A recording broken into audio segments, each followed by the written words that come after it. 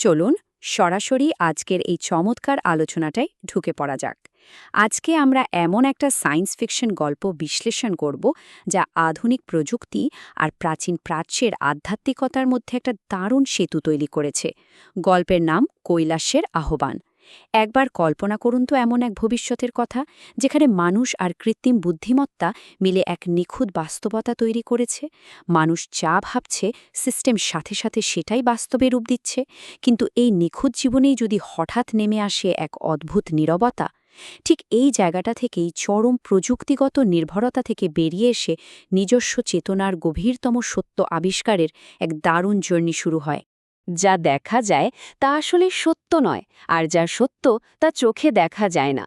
স্বামী বিবেকানন্দের এই অসাধারণ উক্তিটা গল্পের প্রধান চরিত্র অর্জুনের মানসিক অবস্থার একটা চমৎকার দার্শনিক ভিত্তি তৈরি করে। অর্জুন কাজ করছিল হিমালয়ের একটা পর্যবেক্ষণ কেন্দ্রে।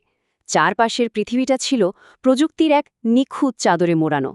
কোনো রোগ নেই, সংঘাত নেই, শুধু তথ্যের অবিরাম প্রবাহ।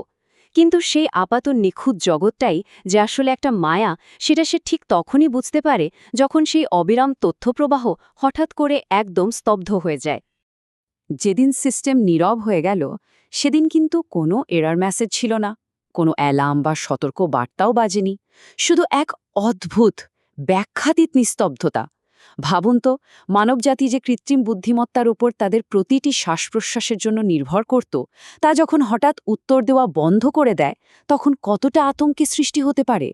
মজার ব্যাপার হলো, সিস্টেম কিন্তু বন্ধ হয়ে যায়নি। এটি মূলত একটা বার্তা দিচ্ছিল, আমি আর উত্তর দিচ্ছি না, কারণ প্রশ্ন করাটাই বন্ধ হয়ে গেছে। আর এই নিস্তব্ধতাটাই কিন্তু একটা অভ্যন্তরীণ জাগরণের জন্য মানুষকে বাধ্য করে। কারণ সব উত্তর যখন নিজের ভেতরেই থাকে, তখন বাইরের সিস্টেম তো নীরব হতে বাধ্য। আর ঠিক এখানেই লুকিয়ে আছে এই গল্পের মূল দ্বন্দ্ব।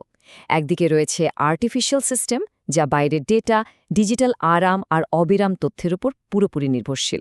অন্যদিকে রয়েছে পিওর কনশাসনেস বা বিশুদ্ধ চেতনা, যা সম্পূর্ণ নীরব, স্থির এবং নিজস্ব অস্তিত্বের গভীর উপলব্ধিতে পরিপূর্ণ। যখন সিস্টেমের সেই যান্ত্রিক কোলাহল থেমে যায়, ঠিক তখনই প্রথমবারের মতো বিশুদ্ধ চেতনার অস্তিত্বটা অনুভব করা সম্ভব হয়। এই দুয়ের মধ্যকার পার্থক্যটাই হল বাহ্যিক বিভ্রম আর অভ্যন্তরীণ সত্যের চিরন্তন লড়াই। প্রাচীনকালের মায়া কনসেপ্টটার কিন্তু একটা দারুণ আধুনিক রূপ রয়েছে এখানে।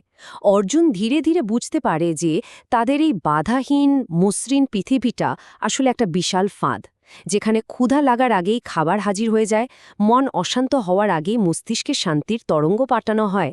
সেটি আসলে এক ধরনের সিমুলেটেড রিয়ালিটি। এই নিখুঁত ডিজিটাল আরাম মানুষকে প্রকৃত অস্তিত্ব বা গভীর আধ্যাত্মিক সত্য থেকে সম্পূর্ণ বিচ্ছিন্ন করে রেখেছে। প্রাচীনকালের ঋষিরা যাকে মায়া বলতেন, এই গল্পে আধুনিক ডিজিটাল ওভারলোড ঠিক সেই একই মায়ার কাজ করছে।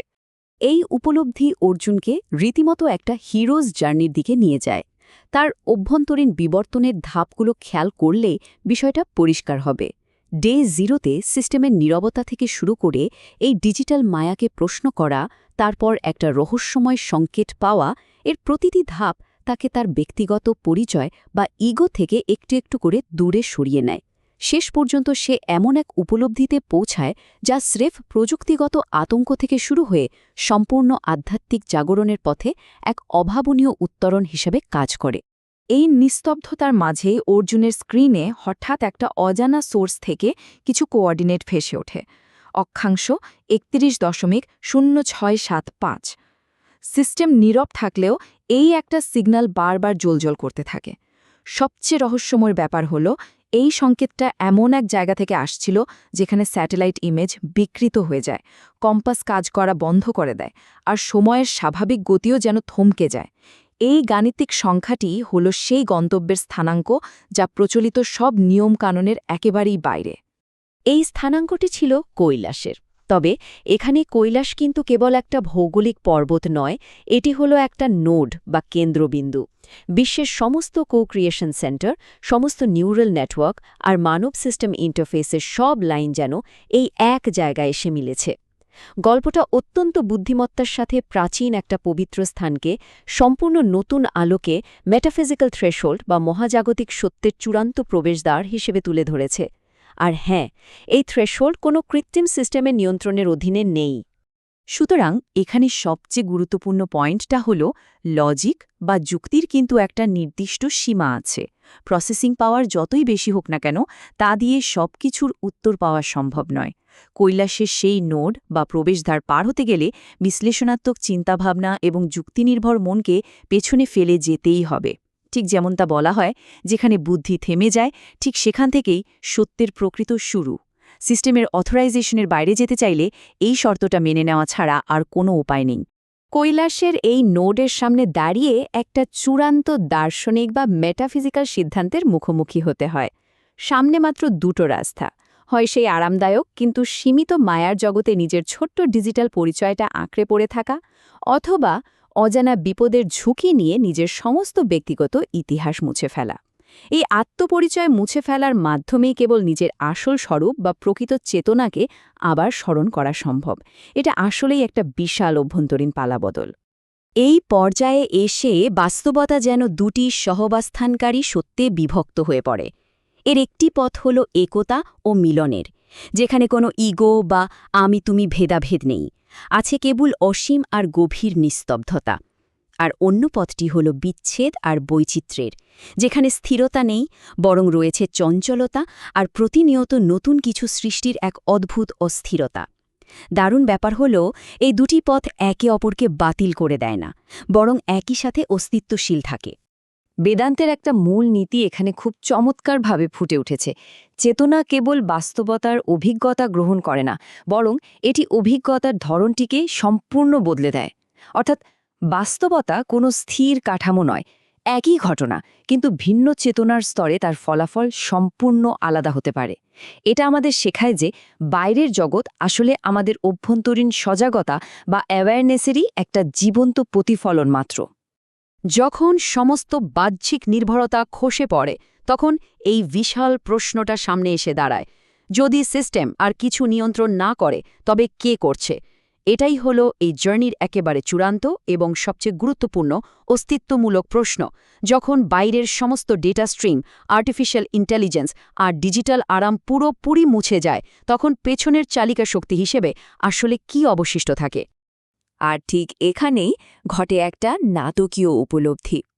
আমি নিজেই উৎস, এই একটা চিন্তাই পুরো গল্পের মোড় ঘুরিয়ে দেয়।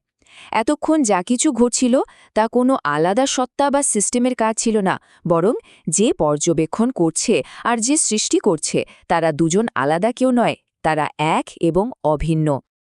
এই উপলব্ধি ডিজিটাল সিমুলেশনের সমস্ত বিভ্রমকে একেবারে ভেঙে চুরমার করে দেয়। একে বলা হয় নন ডুয়াল কনসিয়াসনেস বা অদ্বৈত চেতনা। এই স্তরে এসে স্রষ্টা, সৃষ্টি এবং অভিজ্ঞতার মধ্যে আর কোনো দেয়ালই থাকে না। সবকিছুই একই একক অস্তিত্বের স্বতঃস্ফূর্ত এবং আনন্দময় প্রকাশে পরিণত হয়। সৃষ্টি তখন আর কোনো যান্ত্রিক প্রসেস থাকে না, বরং এটি হয়ে ওঠে অস্তিত্বের নিজের সাথে নিজের এক নীরব ও আনন্দময় খেলা। একবার এই পরম সত্যটি উপলব্ধি করার পর সাধারণ জীবনে ফিরে আসার প্রক্রিয়াটা কেমন হবে তা অস্তিত্বের তিনটে স্তরের মাধ্যমে খুব সুন্দর করে বোঝা যায়। প্রথমটা হলো সাক্ষী বা উইটনেস, যে নীরবে বাস্তবতার প্রবাহকে দেখতে থাকে। দ্বিতীয়টা হলো অংশগ্রহণকারী, যে মানব জীবনের গল্পে সক্রিয়ভাবে অংশ নেয়। আর তৃতীয়টা হলো প্রকাশ, যে নিজেই সৃষ্টির ভাষা হয়ে ওঠে।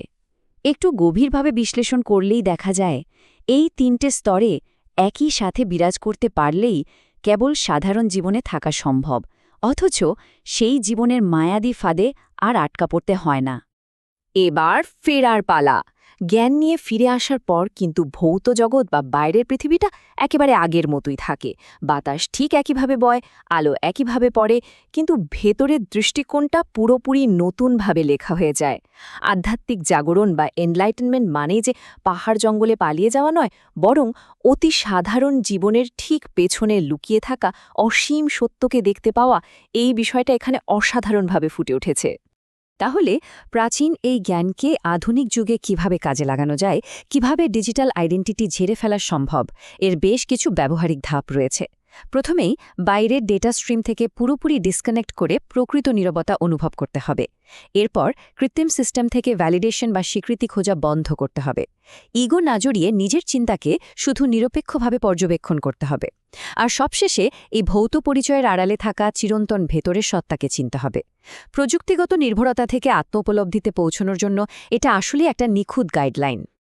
আমাদের আজকের এই বিশ্লেষণের একেবারে শেষে এসে একটা গভীর অস্তিত্বমূলক প্রশ্ন সামনে চলে আসে।